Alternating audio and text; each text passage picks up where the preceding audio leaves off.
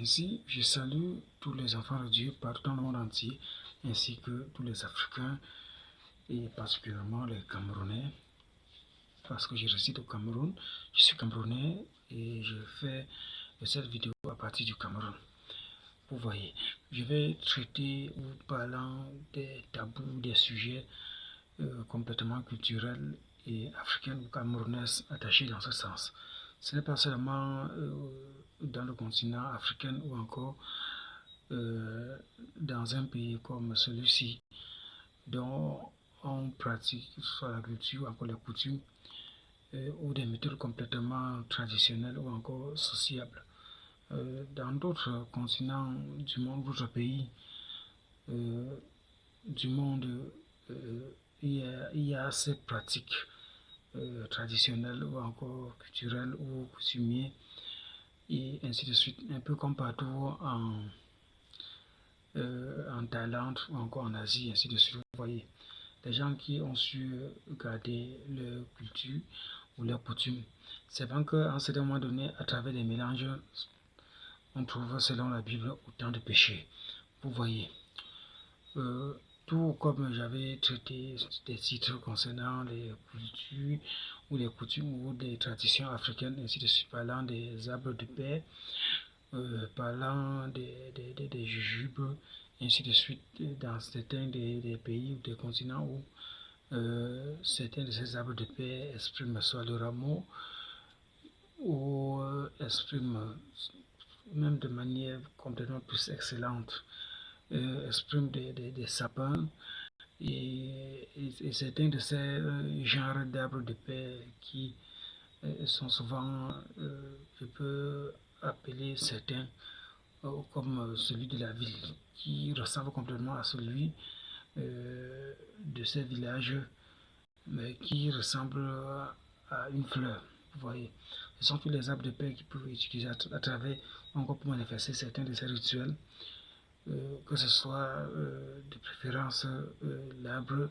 de paix qui est plus connu, soit ici au Cameroun, encore en Afrique, soit ce genre d'arbre de paix. Les gens pourraient utiliser soit pour la remplacer, soit des sapins, ainsi de suite, dans des pays ou encore dans des continents où ils se retrouvent, que ce soit en dehors du continent africain ou encore des pays en dehors, que ce soit du continent africain ou même asiatique ou oriental ou occidental, et ainsi de suite, vous voyez, tels qui seront conduits par l'Esprit de Dieu, ou certains qui enfin, tels qui sont le plus souvent animés par les démons, et ainsi de suite. Vous voyez, tout est toujours reparti de deux côtés. Le côté de Dieu et le côté de l'ennemi qui est appelé Satan, le serpent ancien. Je vais travailler sur un titre intitulé Enlever les crânes. Comme j'avais déjà eu à enseigner à travers certains des titres toujours semblables, portant des enseignements semblables à ces enseignements concernant le fait que les gens soient touchés soit au crâne ou encore touchés aux morts, manifestent ou encore se retrouvent en impureté ou encore sont impurs comme il est écrit dans la Bible, dont l'Ancien Testament, les gens devaient éviter de toucher à un mort parce qu'il devait être impur, ainsi de suite. Mais c'était recommandé à certains des principaux autorités établies par Dieu, peut-être par exemple comme des prêtres ou encore comme certaines des personnes qui occupaient des postes attachés à cette fonction, soit des entraînements et tout, soit des enterrements et ainsi de suite, qui pouvaient toucher le mort. Il y avait certains de ces herbes qui pouvaient se oindre ou encore soit d'asperger sur eux afin de pouvoir toucher soit un corps mortel ou encore d'enterrer un mort,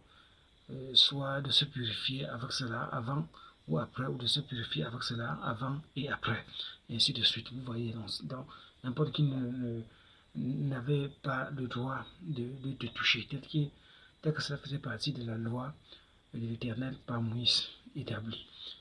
depuis ces époques. Donc, les prêtres pouvaient utiliser, je dis ceci en supposition. Donc, comme les prêtres pouvaient utiliser, ou encore certaines personnes du temple, ou encore